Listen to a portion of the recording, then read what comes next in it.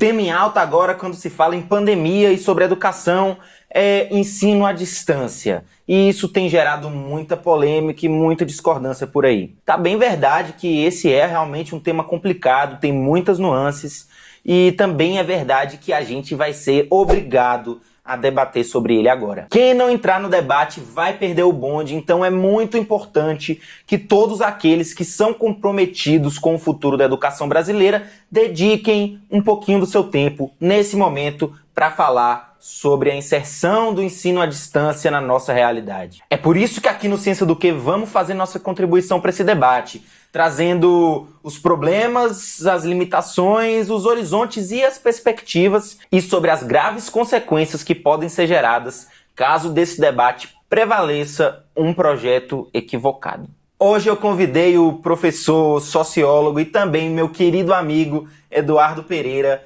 para me ajudar a conduzir essa conversa. Meu nome é Paulo Lago e esse é o primeiro vídeo da série Ciência do Quê Discute.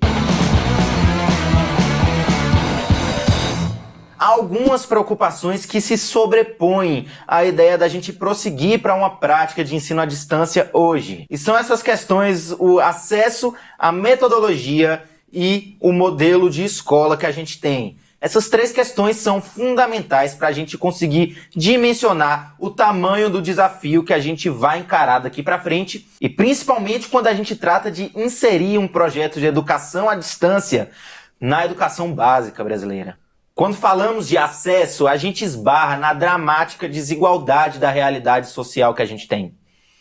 Boa parte dos estudantes não tem computadores em casa, uma outra boa parte não tem acesso à internet, e até aqueles que têm acesso à internet muitas vezes têm uma limitação de conexão, de consumo de dados pela operadora de internet que fornece esses dados, enfim. Antes de falar sobre a ampliação do ensino à distância, é urgente que a gente debata a democratização do acesso às redes e às suas tecnologias.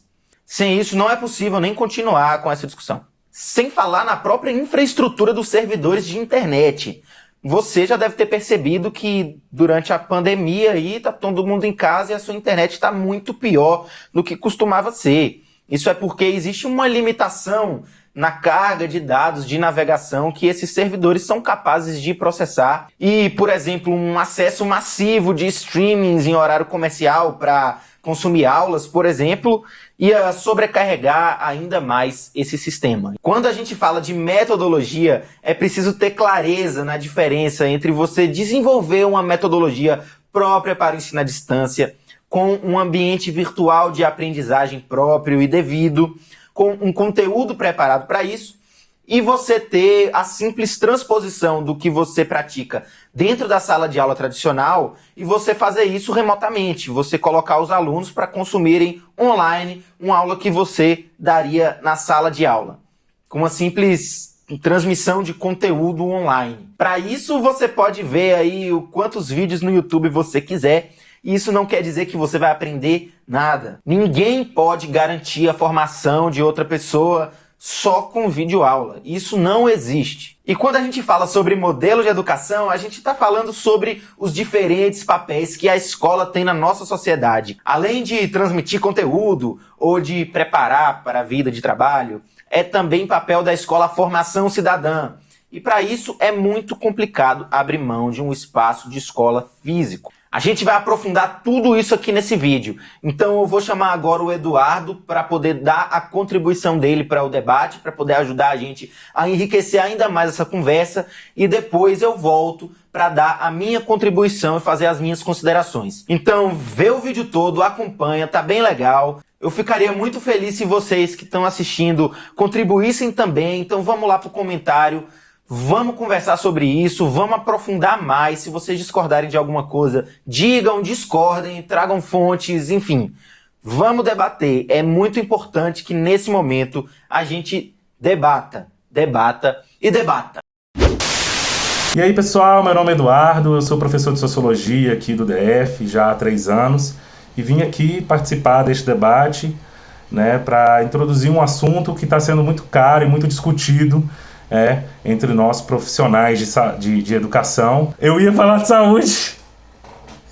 Peraí. É um momento muito caro para nós, profissionais de educação, que estamos agora em distanciamento social, com as escolas fechadas, sendo levados a discutir, né, a ideia de uma educação à distância ou algo que complemente o currículo frente, né, às nossas necessidades e o que fazer com as nossas crianças e adolescentes no momento onde as escolas estão fechadas. Então é um tema que não tem para onde fugir. E nós, como profissionais de educação, a gente tem que tomar o protagonismo dessa discussão e não deixar ela à toa, né, ou alheia aos nossos processos, como se a gente não fizesse parte, né, desse entendimento educacional, ou desse entendimento do que o que é educação no Brasil. Eu gosto de começar como eu gosto de começar nas minhas aulas com os meus alunos. Eu adoro fazer a pergunta, o que te traz à escola, né? Por que você está aqui? E muitos deles respondem, minha mãe mandou, né? Tá certo, não tá errado, a mãe mandou mesmo.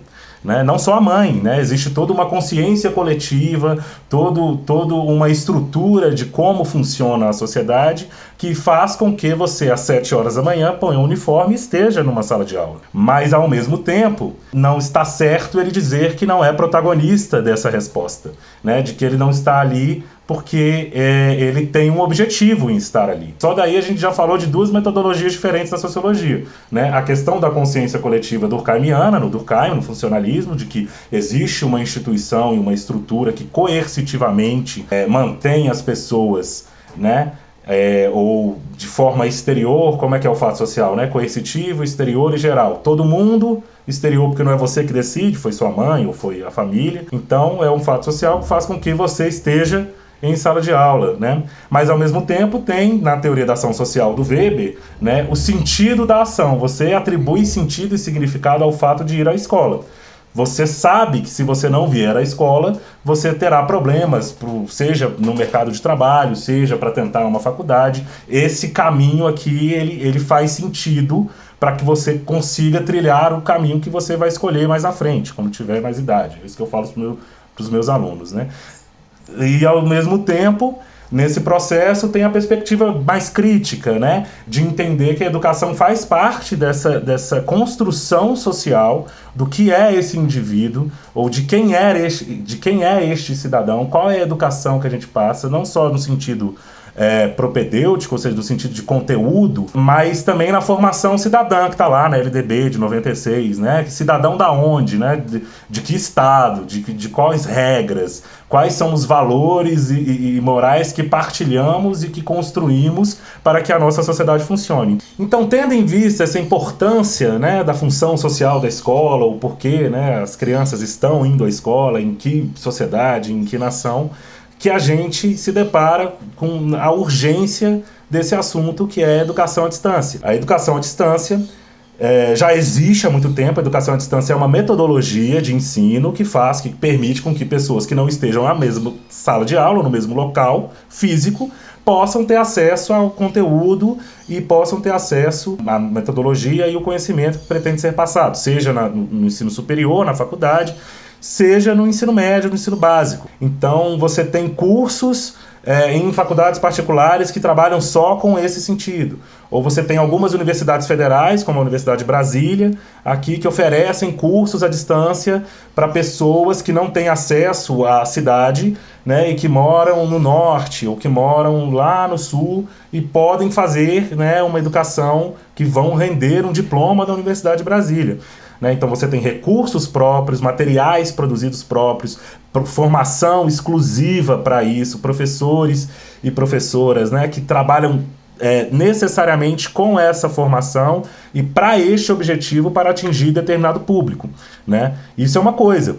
Agora, quando você, num momento como a gente está vivendo, da pandemia ou de crise, começa a pensar que se pode expandir isso para o ensino básico, a gente tem muitos problemas. A gente vai encarar e vai dar de cara com todas as desigualdades que a gente tem no nosso país. É simples, né? Se você, sem uma forma estruturada, com objetivos bem elencados, para populações definidas, onde você não tem todo mundo com uma facilidade de acesso a esse conteúdo, seja da internet, seja a computador, ou seja, não vai ser responsabilidade do Estado, não vai ser responsabilidade da escola fornecer a estrutura com a qual o aluno vai ter acesso ou não ao conteúdo. né? A partir daí, né, que é o que já está se discutindo hoje, você pode enfrentar, pode e vai enfrentar inúmeros problemas, né? Eu não acho possível você ter um modelo educacional, né, numa estrutura de sociedade baseado só nisso. Isso tem que ser pensado, tem que ser projetado, orientado. Eu não vejo problema em você ter formas complementares de ensino, tipo, das 800 horas aula que a gente tem que ter, né, no ano, você fazer 200, 150 nesse formato, com plataformas específicas, né, onde se cumpram determinadas avaliações e etc. Né? Eu não tenho problema com isso. Agora, você tirar da responsabilidade desta instituição a formação profissional ou a formação educacional, né, seja ela até só de conhecimento científico, né, ou do conteúdo que deve ser passado, mas principalmente o viés do que é a função, do para que serve a escola, né, na interação social, no convívio com o diferente, na percepção de conseguir conciliar conflitos de morais e visões de mundo diferentes num propósito de funcionamento de um todo, né, você está perdendo a possibilidade de utilizar a educação como um braço de formação do ser humano que a gente quer ter na sociedade que a gente quer ter. Né? Então, numa sociedade completamente desigual como a nossa, você desresponsabilizar o Estado e responsabilizar o indivíduo, que é um projeto, né, digamos, neoliberal, né, das coisas que já aconteciam em outras instituições, né? Você desresponsabilizar o Estado pela segurança pública, por exemplo, né? E responsabilizar o indivíduo, tenha sua arma e se proteja, né? É um projeto de uma outra sociedade, não é o projeto do tipo de educação que nos forma enquanto sociedade ainda, né? Quer dizer que pode mudar? Pode mudar. Agora a gente tem que ver para onde e como, né? E nos entender enquanto profissionais da área, enquanto protagonistas dessa mudança. A gente só não pode deixar com que essas mudanças sejam efetuadas sem a nossa crítica, sem a nossa participação e sem o nosso entendimento de como isso pode ser benéfico ou como isso não pode ser possível. A gente não pode fugir do debate, não pode simplesmente fingir que não somos parte desse processo de formação educacional. Eu sou profissional da educação pública, tenho protagonismo, assim como os meus alunos devem ter, e assim como todo mundo que pretende entender a importância do papel social da escola, por exemplo, não pode fugir dessa discussão. Meu posicionamento nesse debate é que o homeschooling em projeto ou a educação à distância hoje, ela não vai conseguir cumprir o papel que a educação deve ter numa sociedade, na sociedade moderna como a gente vive, né?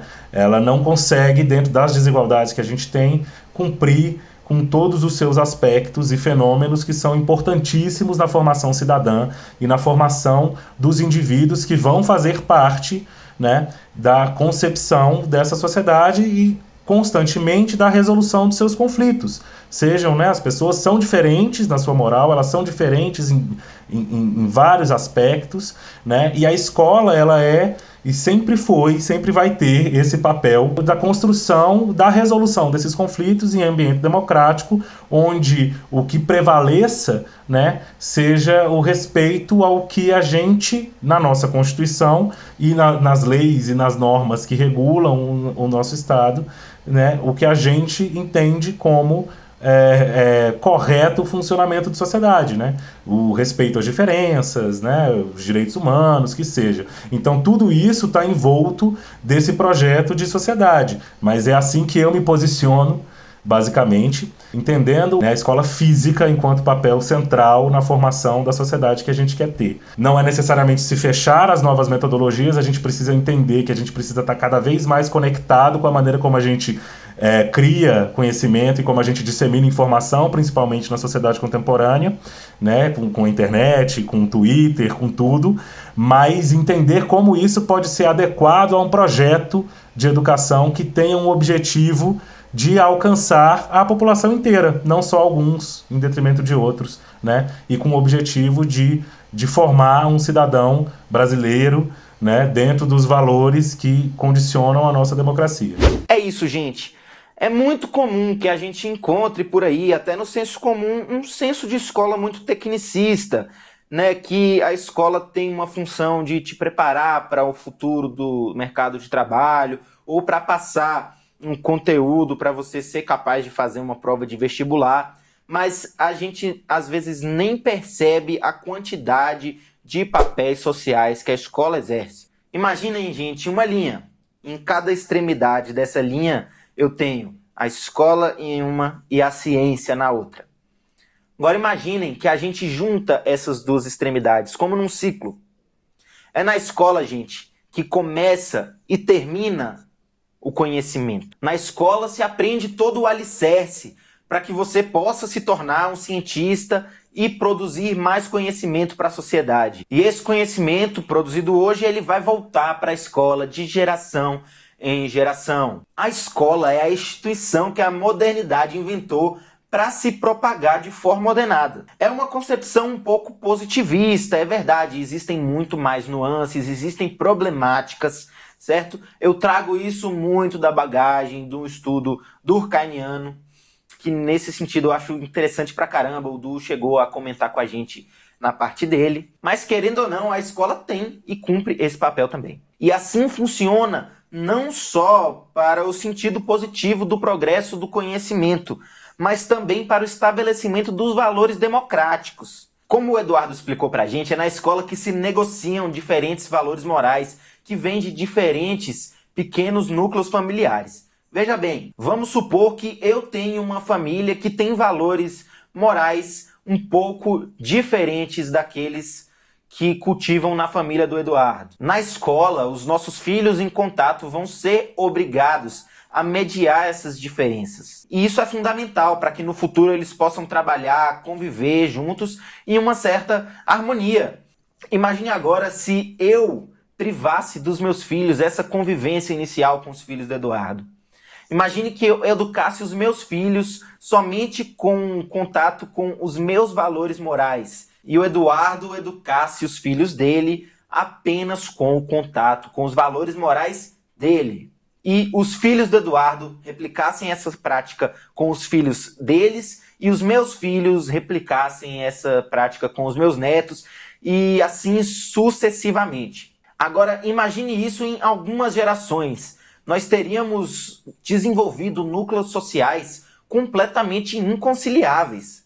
Na escola, a gente é obrigado a negociar os nossos valores morais. E isso é extremamente saudável para uma sociedade democrática. É assim que a gente aprende a conviver com o diferente e é assim que a gente aprende a viver numa democracia. É por isso que as ideias por trás do homeschooling, né, que é a educação domiciliar, eles têm motivações profundamente antidemocráticas, porque é basicamente não aceitar que os seus filhos convivam e tenham contato com valores diversos aos seus. A educação cidadã, ela é um dever do Estado, mas além disso, ela é um direito, e não é um direito dos pais das crianças, é um direito das crianças. Privar as crianças da escola e da educação cidadã é alienar essas crianças de seus próprios direitos, mesmo que supostamente eles recebam o ensino em casa, que 90% das vezes vai ser extremamente precarizado. Então você que está assistindo, se você por acaso defende o homeschooling, saiba que o seu filho tem direito à democracia, ele tem direito à formação cidadã, e isso não pode ser uma escolha sua. É um direito inalienável dele.